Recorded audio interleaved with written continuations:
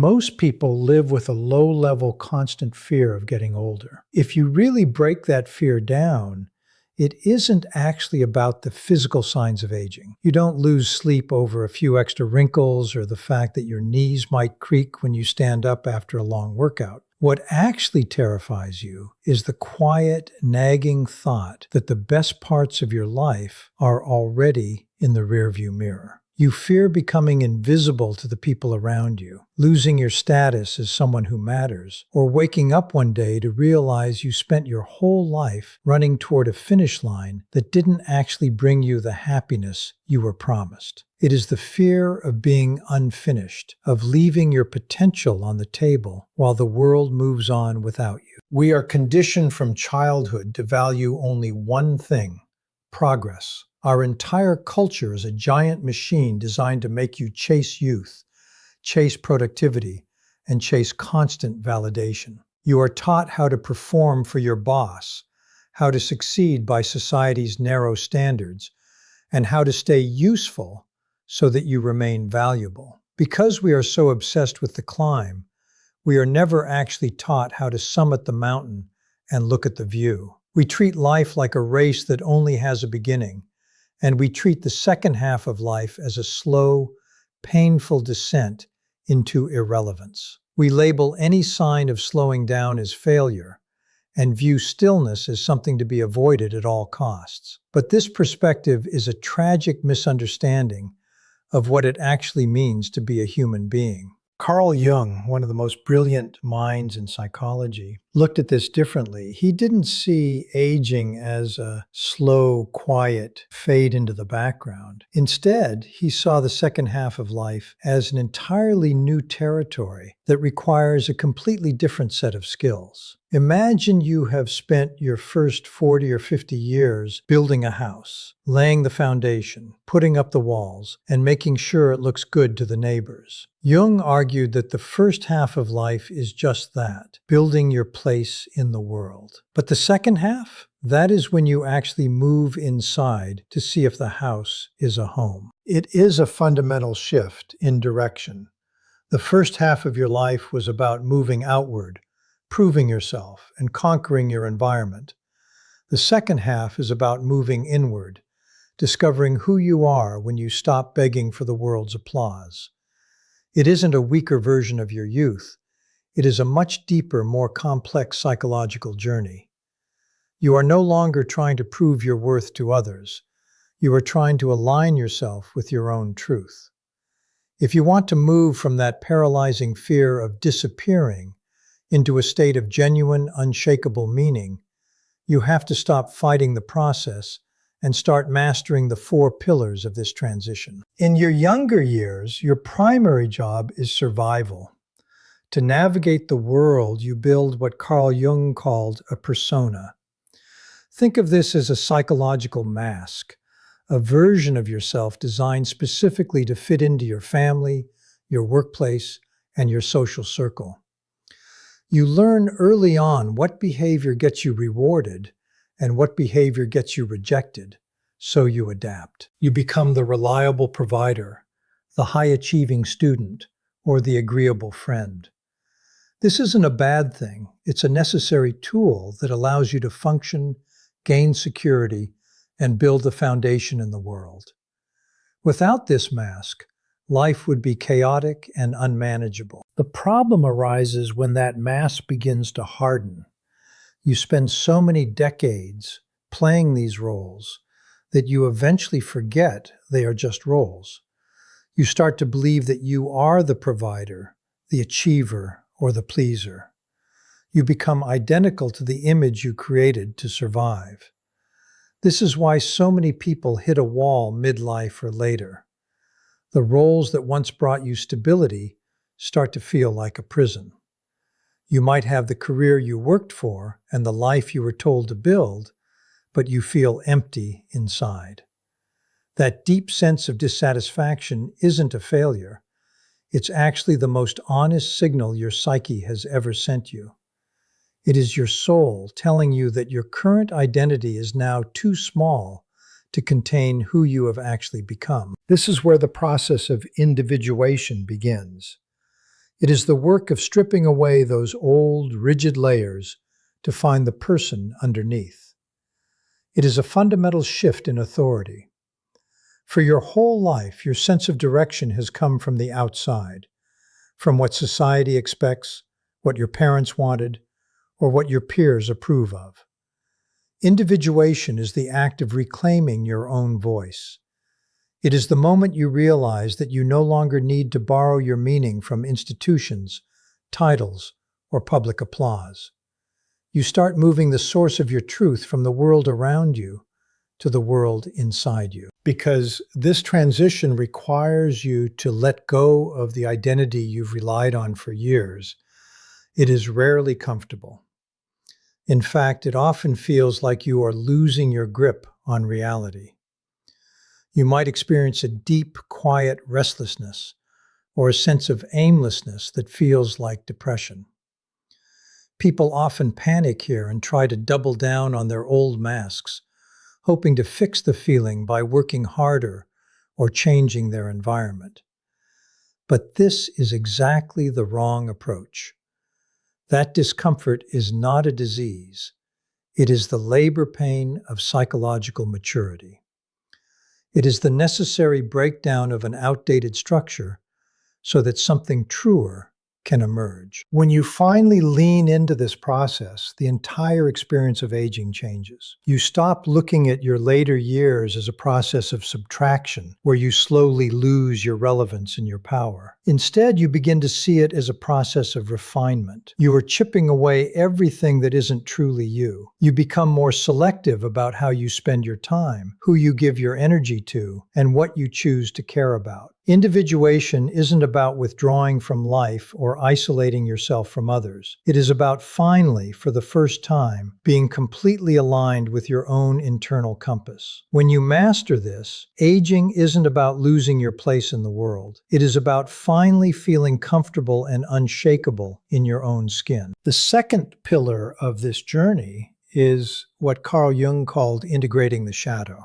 If individuation is the final destination, the shadow is the dark, uncomfortable terrain you have to cross to get there. To understand the shadow, you have to look at your mind like a house with a basement. When you were growing up, you quickly realized that certain parts of you were celebrated, while other parts were rejected by your parents, teachers, and friends. To stay safe and accepted, you took all the messy pieces, your raw anger, your intense jealousy, your hidden desires, and your deepest vulnerabilities, and you lock them away in that psychological basement. The shadow is not a collection of evil traits. It is simply everything about yourself that you felt you had to hide in order to be loved. When you are young, keeping that basement door locked is relatively easy. You have the youth, the energy, and the ambition to hold it down. You are completely consumed by the external world, building a career, raising a family, chasing money, and trying to win the respect of your peers. These massive distractions act as a natural lid on your suppressed emotions. You are too busy running to notice the pressure building up underneath the surface. But as you get older, the external noise naturally begins to fade. The kids grow up, your career plateaus or ends, and the constant hustle slows down. When that happens, the distractions disappear. The energy you use to hold the door shut drops, and everything you spent decades running from finally catches up to you. Most people mistake this sudden emotional surge for the typical decline of old age.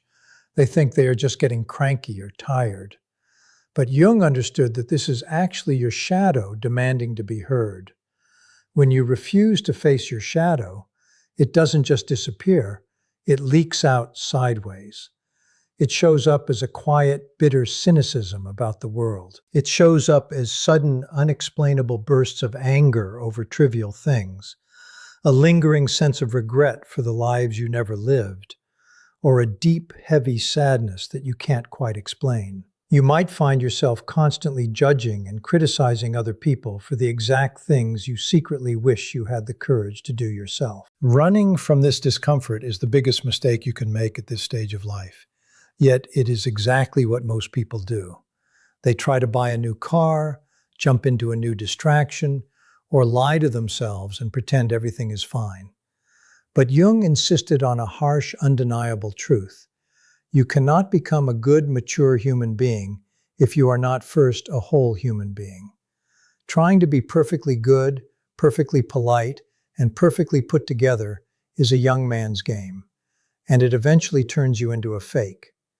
Shadow integration requires you to be completely, brutally honest with yourself without any self-deception. It means looking directly into your own internal basement and acknowledging your dark side. It means admitting that you possess aggression, that you feel envy, and that you have deep-seated fears, but doing so without shame and without acting them out.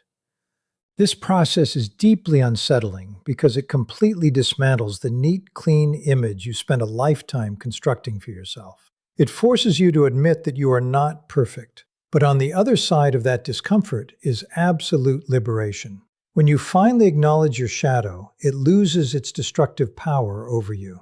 What used to erupt unconsciously and ruin your relationships can now be held consciously and calmly. This creates a massive psychological softening inside you. You notice that your harsh judgment of other people suddenly evaporates because you realize you have the exact same flaws inside yourself. Your rigid defensiveness turns into an unshakable, calm presence. You don't become perfect, you finally become real.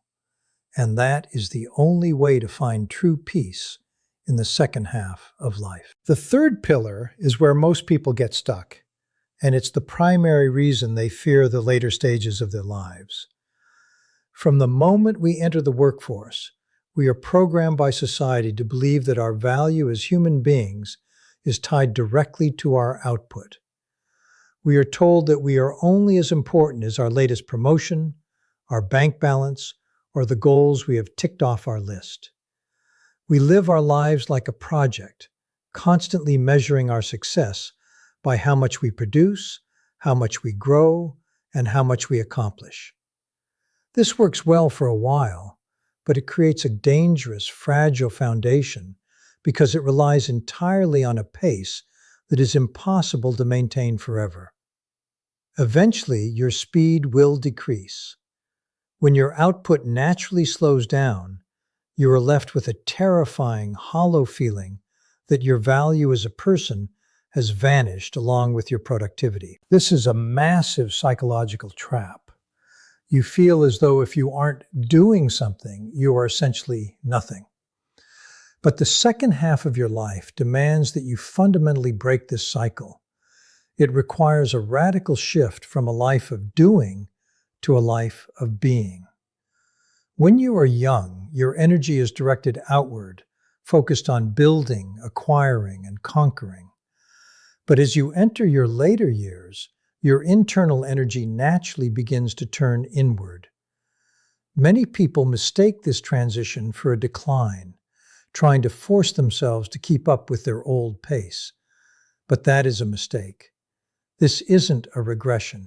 It is a profound transformation. When you stop obsessively chasing the next milestone or the next big win, something incredible happens. The present moment finally starts to deepen. When you stop judging your value by a list of achievements, you stop viewing your life as a fragmented series of tasks and start seeing it as a singular, cohesive story. You begin to understand that your life isn't defined by the awards you won or the titles you held, but by the texture of the experiences you've had and the lessons you've learned along the way. You find that your focus shifts from seeking external applause to finding internal resonance. You start to care less about whether someone else sees your value and more about whether you are living in a way that feels true to your soul. You begin to find fulfillment in small, quiet things, a conversation, a moment of reflection, or simply existing in a state of calm, rather than needing a constant stream of external validation. This shift provides a kind of quiet, internal peace that is entirely indestructible because it does not depend on the world's opinion of you. You no longer need to be the loudest person in the room, the most successful person in the office, or the most celebrated person in your social circle to feel worthy. You reach a state of grace where you realize that your inherent worth was always there, independent of what you produced. It is a quiet, steady confidence that doesn't care if the world is watching, because you are finally satisfied with the person you see in the mirror. When you stop defining your life by what you do and start finding meaning in who you are, you realize that you aren't running out of time. You are finally in the right place to enjoy the life you've built. The fourth and final pillar is the one most people are terrified to touch. Yet it is the key to everything else: reconciling with death. Modern culture treats death like a problem to be solved, a medical emergency to be postponed, or a taboo topic to be pushed into the dark. We live in a state of constant, shallow distraction, filling every spare second with noise and movement just to avoid the quiet realization that our time is finite. We treat death as the enemy, a thief that comes to steal our achievements. But Carl Jung saw it differently. He believed that death is not the enemy of life. It is its silent, necessary partner. It is the ultimate reality that gives your life its shape, its meaning, and its urgency. When you spend your life running from the idea of death, you aren't actually living more fully. You are living in a state of avoidance. You obsess over trivial matters, holding on to grudges, chasing temporary approval, and worrying about what other people think. You live as if you have forever, which paradoxically makes your life feel small and frantic. But the moment you stop treating death as an intruder and start accepting it as a natural, unavoidable reality, everything changes. The petty dramas that once consumed your energy suddenly vanish. You stop wasting your precious time on things that don't matter, and the things you used to obsess over lose their grip on your nervous system. When you make peace with the fact that you won't be here forever, your priorities clarify with startling precision. You start to care deeply about the only things that actually hold weight: the quality of your connections, the strength of your integrity, and the depth of your presence in the room. This isn't about being morbid or focusing on the end. It is about being radically, unflinchingly sincere. You begin to treat your time like a limited, precious resource, and as a result, you start spending it on the things that align with your true self. When you accept your own mortality, aging stops feeling like a slow, terrifying decay into nothingness. Instead, it starts to feel like a steady, purposeful movement toward completion. The second half of your life was never meant to be a period of empty waiting or a quiet fade into irrelevance. It is, quite literally, your final and most important opportunity to become a whole person. It is the phase where you finally stop performing for the world and start living for yourself. It is the act of gathering all the pieces of your life, the triumphs, the failures, the joy, and the pain, and weaving them into a coherent, meaningful story. If this perspective hit home for you, subscribe to the channel for more deep dives into the architecture of the human psyche. We don't do surface-level motivation here. We go into the stuff that actually matters. If you know someone who feels lost, stuck, or fearful of where their life is headed, share this video with them. They might be waiting for someone to remind them that they aren't fading away. They are just stepping into their most important act. Aging is not the end of the road. It is the final, most beautiful part of the journey toward becoming who you were always meant to be. Thank you for watching, and I will see you in the next one.